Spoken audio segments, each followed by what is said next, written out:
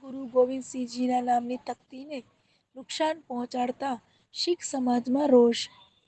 ભાવનગરના ગાયત્રીનગર વિસ્તારમાં આવેલા સમર્પણ ચોકનું નામ શીખ સમાજના 10મા ગુરુ શ્રી ગુરુ ગોવિંદસિંહજીના નામ પર રાખવામાં આવ્યું હતું.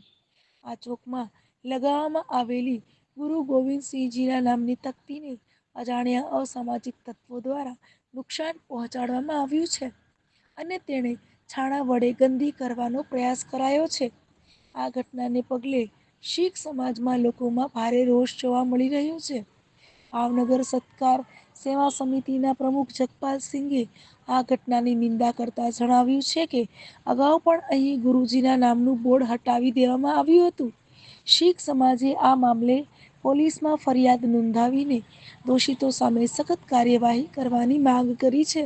હું ભાવનગર સત્કાર શીખ સેવા સમિતિનો પ્રેસિડેન્ટ છું અને આજે ભાવનગર ખાતે આવેલ ગાયત્રીનગરની અંદર સમર્પણ ચોકમાં જે એક ચોકની નામ આપવામાં આવ્યું હતું શ્રી ગુરુ ગોવિંદસિંહ મહારાજજી ચોક.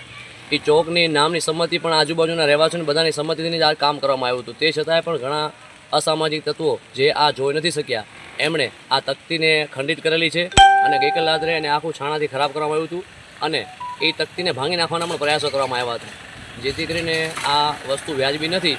આજે સમસ્ત શીખ સમાજના ઘણા લોકો હજી બાકી છે અને ઘણા લોકો આવ્યા છે, તો અમે ભેગા થયા છે કે આ જે લોકોએ પણ કાર્ય કર્યું હોય એની ઉપર સખ્તમાં સખ્ત કાર્યવાહી થાય અને અમે એસપી સાહેબ પાસે માંગણી કરીએ છીએ.